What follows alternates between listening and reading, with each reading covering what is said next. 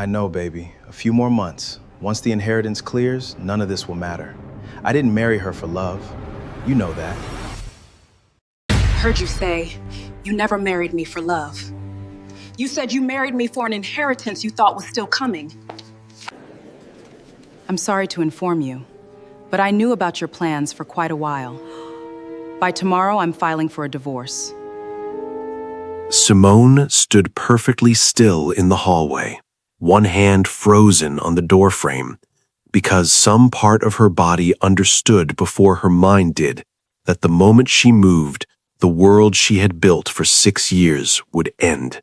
Through the crack of the study door, she could see the edge of her husband's shoulder, his phone pressed to his ear, his voice low in the particular way men use when they think no one can hear them. She hadn't meant to listen. She'd only come upstairs to tell him dinner was ready, the same way she had 1,000 nights before this one, but something in his tone, soft, almost tender, nothing like the voice he used with her anymore, made her stop. "I know, baby," he was saying. "A few more months. Once the inheritance clears, none of this will matter. I didn't marry her for love, you know that. I married her because her family's worth 11 figures, and every account with her name on it eventually has mine on it too." The hallway went very quiet. Somewhere downstairs, the timer on the oven kept counting down, oblivious, cheerful, ordinary, while upstairs, 6 years of Simone's life folded in on themselves like a house of cards losing its foundation card. She didn't gasp, she didn't drop anything, didn't make a sound that would give her away. She simply stood there, feeling something in her chest cave inward slowly, the way a building collapses when you finally remove the one beam that was holding everything else up. "He still thinks it's real," he continued, and there was something almost amused in his voice now, something that made Simone's stomach turn. A woman's laugh came faintly through the phone's speaker, tinny and distant, but unmistakably intimate. The laugh of someone who had heard this exact reassurance many times before.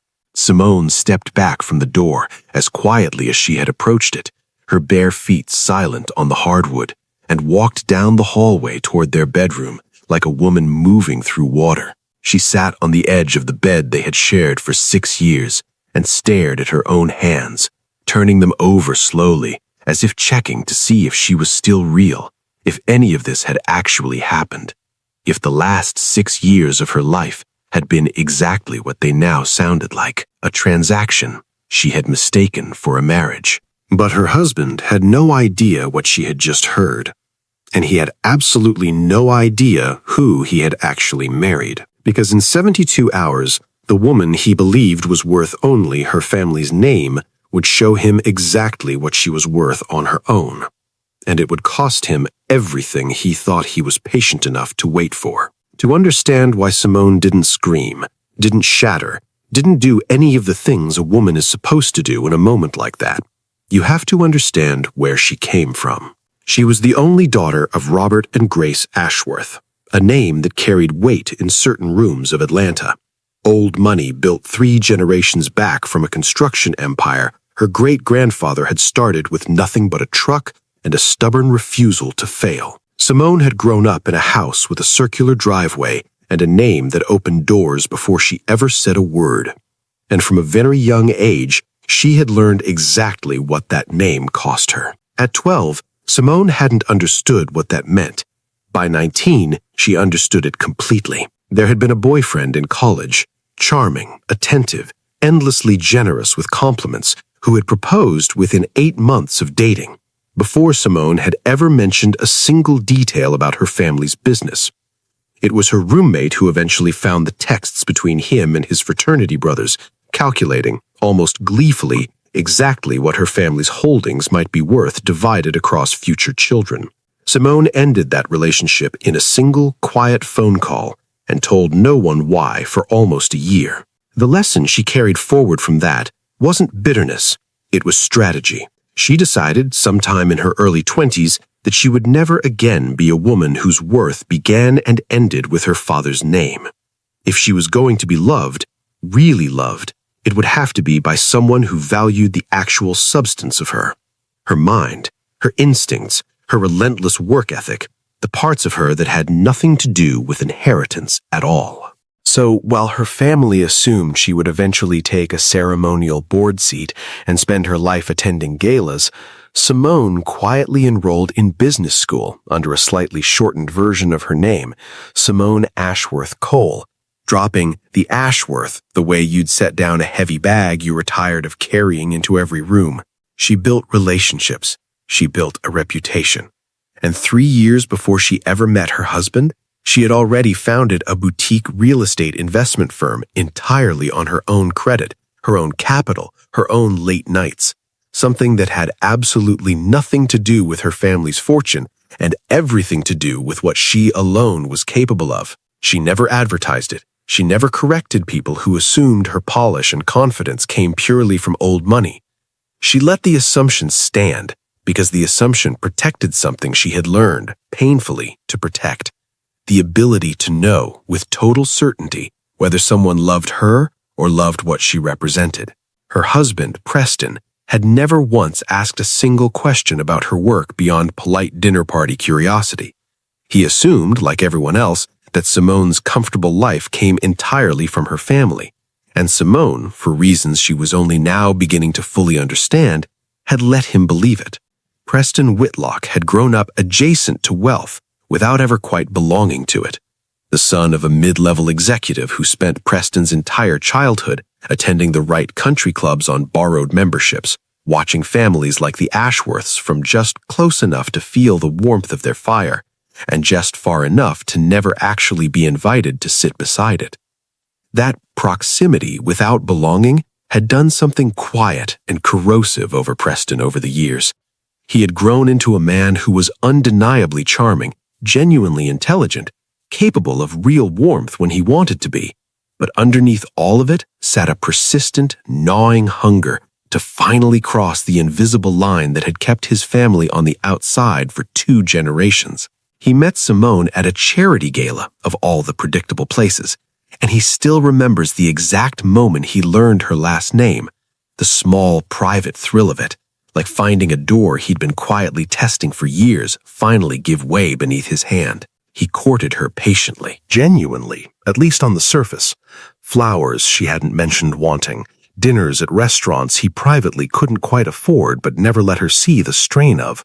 A level of attentiveness that felt, to Simone at the time, like exactly the kind of steady, considerate love she had always hoped existed somewhere beyond the fortune hunters. What Simone didn't know, what she wouldn't discover until years into their marriage, was that Preston had done quiet research of his own before their first real date. He knew, in broad strokes, what an Ashworth inheritance might eventually total. He had run the numbers more than once, late at night, the way some men run numbers on a business deal they intend to close eventually, patiently, regardless of how long it takes. He proposed at the end of their first year together on a rooftop overlooking the city, with a ring that Simone would later learn he'd financed on a payment plan he could barely afford, a detail he never mentioned, and one that, in hindsight, told her more about his priorities than almost anything else could have. At the time, she'd only seen the gesture, a man willing to stretch himself for her, or so she believed. He'd knelt without hesitation, said her name like it meant something rare, and told her that he had never in his life met anyone who made him want to become a better version of himself. She had cried, genuinely, the kind of tears that come from finally believing you'd found the exception to every hard lesson you'd ever learned. Her father had been quietly cautious about Preston from the start, not hostile, but watchful. In the particular way self-made men are watchful of anyone circling their daughters with too much polish and too little history. He'd asked Preston once over an early dinner what he wanted out of life beyond success. Preston had given a smooth, well-rehearsed answer about legacy and partnership, and Robert Ashworth had simply nodded and said nothing further, filing the moment away the way he filed away every piece of information he didn't yet know what to do with. They married in a ceremony that made the society pages. Preston gave a toast about finding a love he never thought he deserved, and half the room cried, and Simone, who still, even now, replayed that toast in her memory sometimes, had believed every word of it. For the first 2 years, the marriage felt real. Preston was attentive, present, seemingly proud of her in ways that felt genuine. But slowly, almost imperceptibly, something in him began to shift, the same slow curdling that happens to milk left too long in a warm room, invisible until the smell finally gives it away. He grew impatient with the timeline of Robert Ashworth's estate planning. He began asking pointed, casual-sounding questions at family dinners about long-term plans and how these things usually get structured. He started spending more evenings at the office, more weekends at conferences Simone was never invited to, more late nights that he explained away with the practiced ease of a man who had been quietly building an entirely separate life for longer than Simone wanted to admit to herself. That separate life had a name, Adriana. Adriana Vance was not an accident. Preston had met her at a business conference 18 months into his marriage, and unlike Simone, Adriana had known exactly what she was involved in from the very first conversation. She was sharp, ambitious, and entirely unbothered by the fact that Preston was married. In fact, if anything, the marriage made him more interesting to her, not less. Adriana had grown up watching her own mother chase and lose men who traded up the moment something better crossed their path, and she had built her entire adult philosophy around a single hardened belief. If a man was going to leave eventually, she intended to be the destination, not a detour. She listened to Preston complain about the slow pace of Robert Ashworth's estate planning with genuine, practiced patience. She told him more than once exactly what he wanted to hear, that he deserved more than to be some rich family's son-in-law footnote, that real men built their own legacy instead of waiting on someone else's inheritance, and that when the money finally did come through, he shouldn't feel guilty for taking exactly what he'd earned through years of putting up with a marriage that, in her telling, sounded increasingly like a prison sentence rather than a partnership. Preston began to believe her, not all at once, but the way water erodes stone, patiently, one conversation at a time, until something that once felt solid simply wasn't anymore. He started keeping 2 phones. He started attending Adriana's work events as her +1 under a name that wasn't quite a lie, but wasn't quite the truth either. He told himself, in the private, self-justifying logic of a man already 3 steps down a path he knew was wrong, that Simone would never notice, that the marriage was already essentially a business arrangement anyway, that once the inheritance finally cleared, he would find some clean, respectable way to end things with Simone and start his real life, the one he believed he had actually earned, with Adriana. What neither Preston nor Adriana understood was that Simone had been quietly building something of her own the entire time. They assumed she was simply waiting, passively, to inherit a fortune she hadn't personally lifted a finger to create. While Preston spent 3 years quietly calculating the value of a fortune that wasn't his, Simone spent those same 3 years building one that entirely was. Her real estate investment firm, Cole Property Partners, registered under her mother's maiden name, specifically so it would never trace back to Ashworth in any casual search, had grown from a single renovated duplex in her 20s into a portfolio of commercial properties across 3 states, worth, as of the most recent quarter, just under $31 million. She had built it in early mornings before Preston woke, during the girls' trips she took twice a year that were in reality site visits and investor meetings, during the late nights she let Preston believe were spent on book clubs and charity committee calls. She had done this deliberately, painstakingly, for the same reason she had shortened her name at 22. She needed, desperately, to know that if everything else in her life ever fell apart, she would still be standing on ground she had built with her own 2 hands, rather than ground that had simply been handed to her. It hadn't been easy, and it hadn't been fast. Her first deal, a run-down duplex in a neighborhood her family's friends would have politely called up and coming, had nearly bankrupted her personal savings before it turned a profit. She remembers standing in the gutted kitchen of that first property at 2 a.m., paint on her hands, contractors having gone home hours earlier, wondering if she'd made an enormous mistake trying to build something from nothing when nothing had technically never been true for her. She could have called her father. One phone call and the funding gap would have closed within the hour. She never made that call. Not once in 8 years, no matter how tight the margins got. She learned to read a balance sheet the hard way, in library corners and late-night online courses she took under an email address that traced back to nothing. She learned to negotiate with contractors who assumed from her age and her composure that they could push her around on pricing. And she learned through several expensive early mistakes exactly how not to let that happen twice. She built relationships with a small, fiercely loyal team who knew her only as Simone Cole, a sharp, demanding, fair boss who worked harder than any of them and never once mentioned a family name that might have explained her drive, because as far as they knew, there was nothing to explain. By the 4th year, the duplex had become 6 properties. By the 6th year, 6 had become 19, spread across 2 additional states, each acquisition slightly larger and more ambitious than the last. She kept every account, every filing, every tax document routed through channels that never touched the Ashworth name, or eventually the Whitlock one either. A firewall she maintained with the same quiet discipline she'd once used to hide her tears from Preston's mother at that first Sunday brunch.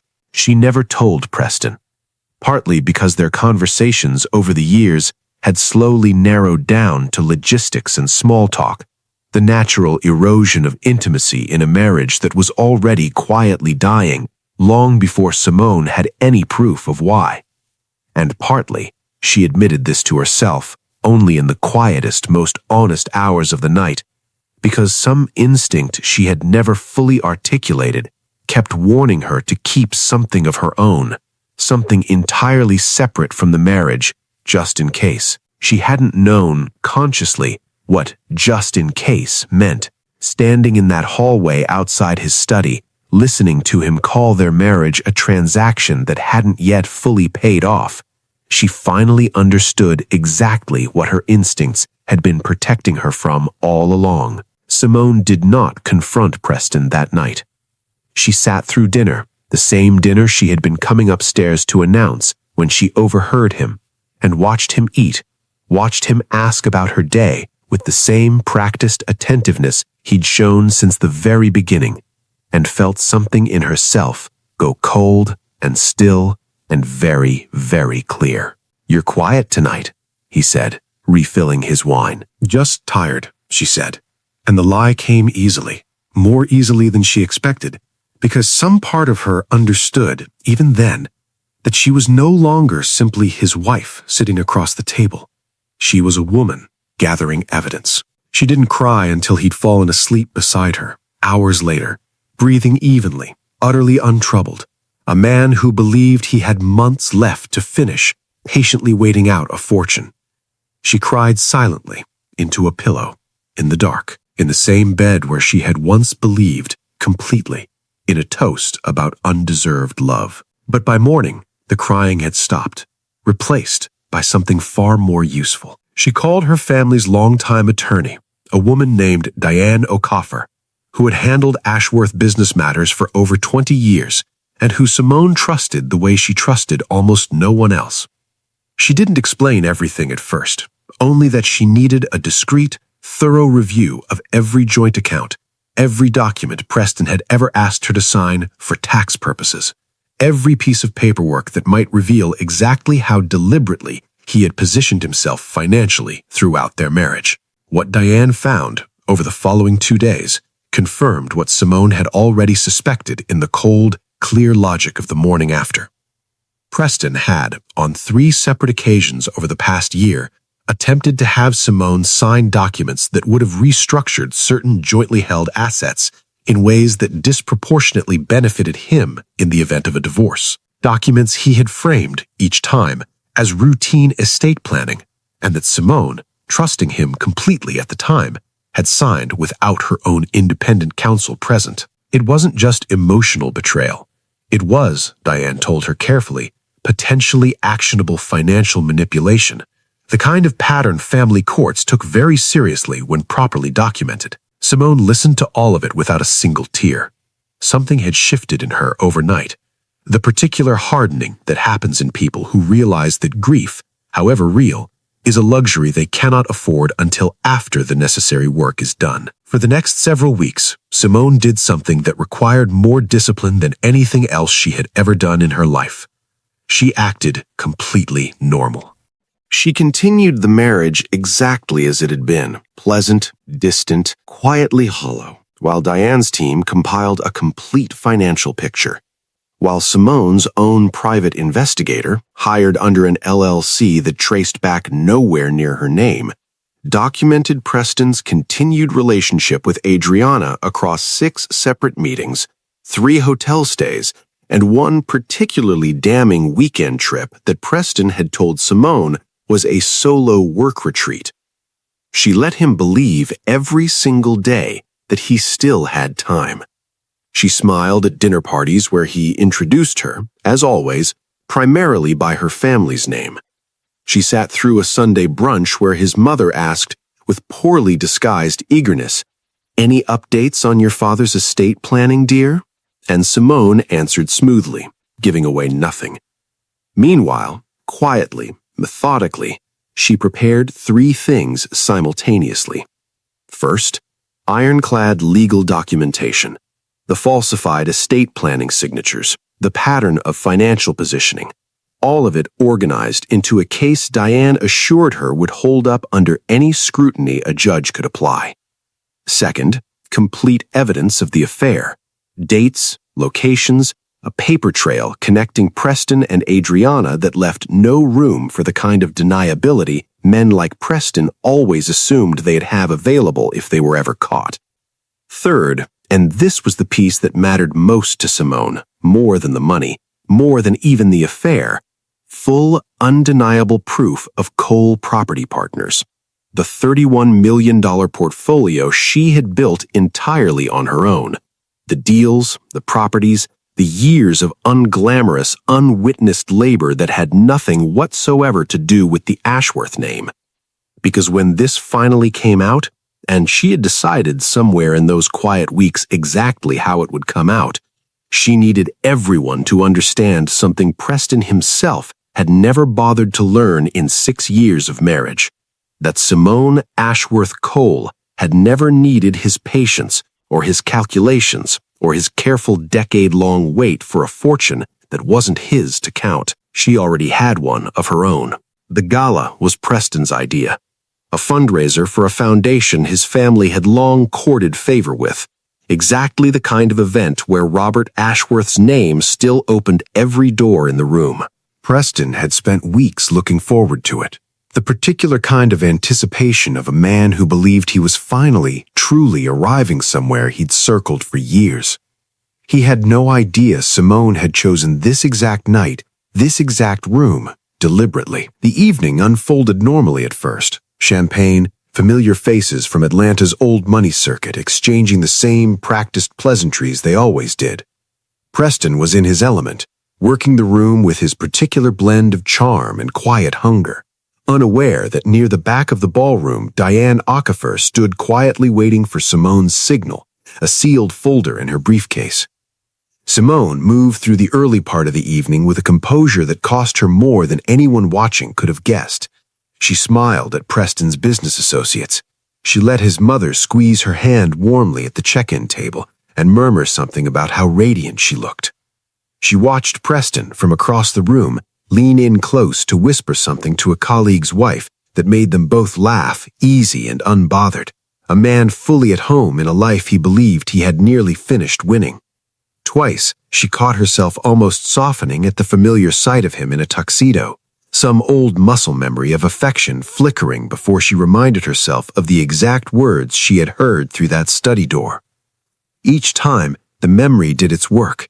Her spine straightened, her hands stopped trembling. At one point, Adriana's name came up in passing, a mutual acquaintance mentioning innocently a wonderful new marketing consultant Preston's firm had been working with, someone named Adriana who'd impressed everyone at a recent conference.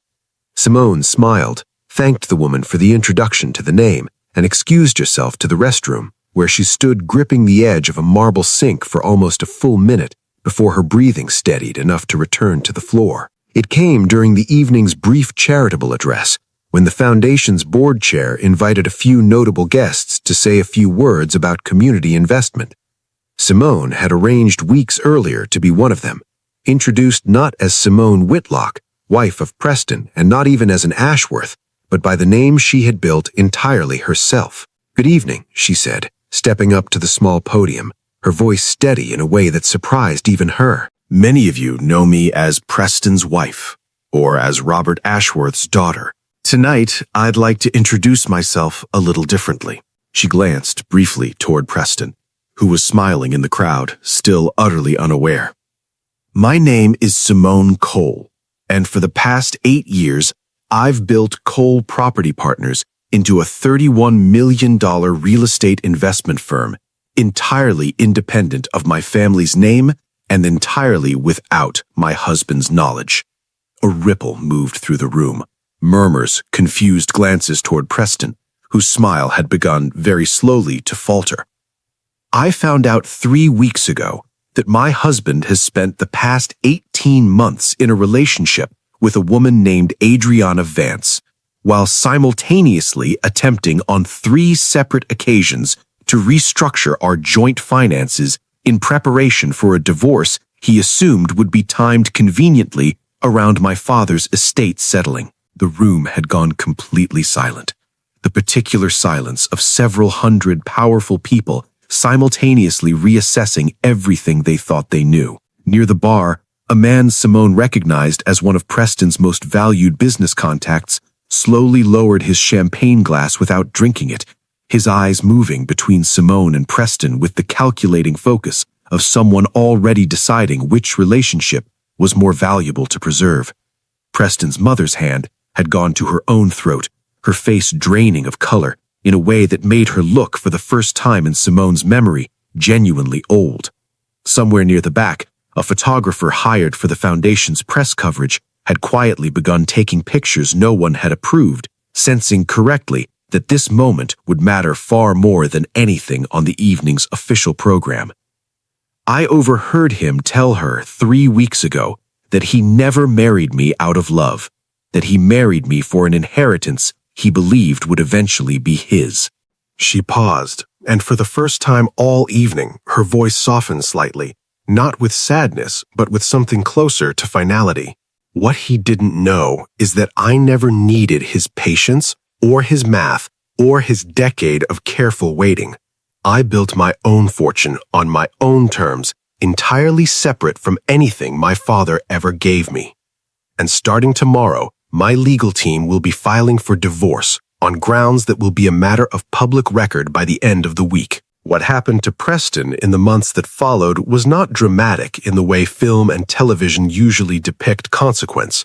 It was slower, and in its own way, far more thorough. The divorce filing, backed by Diane O'Coffer's meticulously documented evidence, moved through the courts with a speed and clarity that left Preston's own attorneys with very little room to maneuver.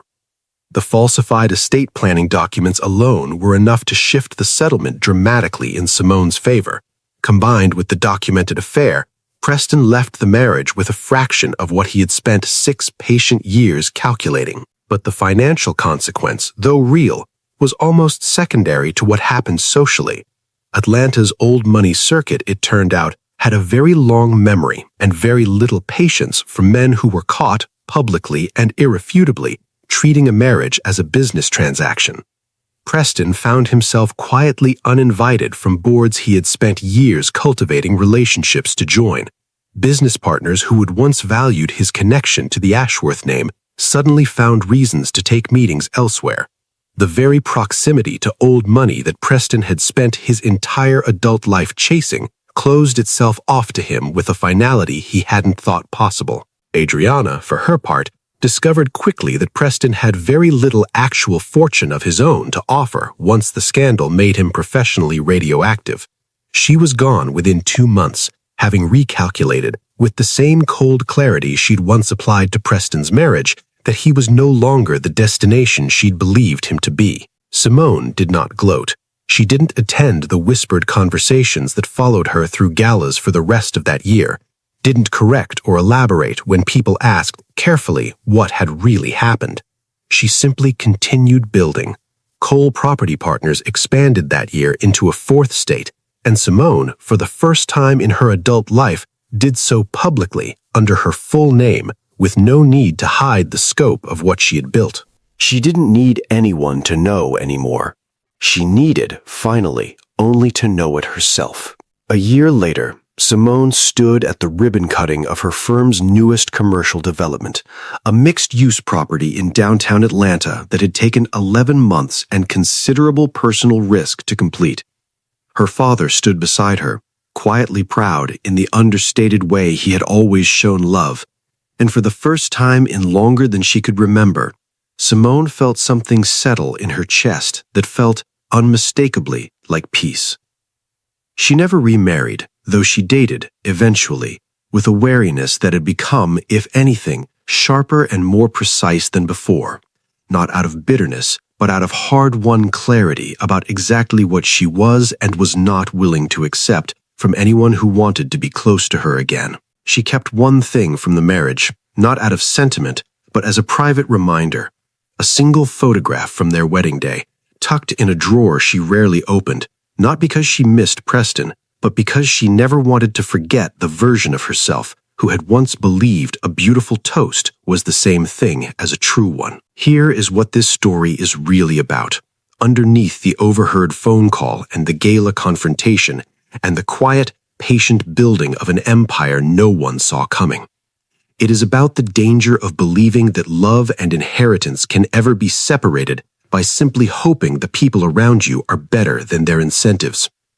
Preston mistook patience for virtue, calculation for love, and proximity to wealth for the real thing itself, and it cost him everything he thought he was clever enough to wait for. But it is also, more importantly, about what Simone did with the years everyone assumed she was simply passing time in. She didn't wait to be validated by someone else's love to know her own worth. She built it herself, quietly, patiently, on ground entirely her own, so that when the truth about her marriage finally surfaced, it didn't destroy her. It simply revealed what had been true about her all along. If there is one thing worth carrying out of a story like this, it is this. Never let anyone else's assumptions about your worth become the only foundation you stand on. Build something of your own, quietly if you must, patiently if you have to.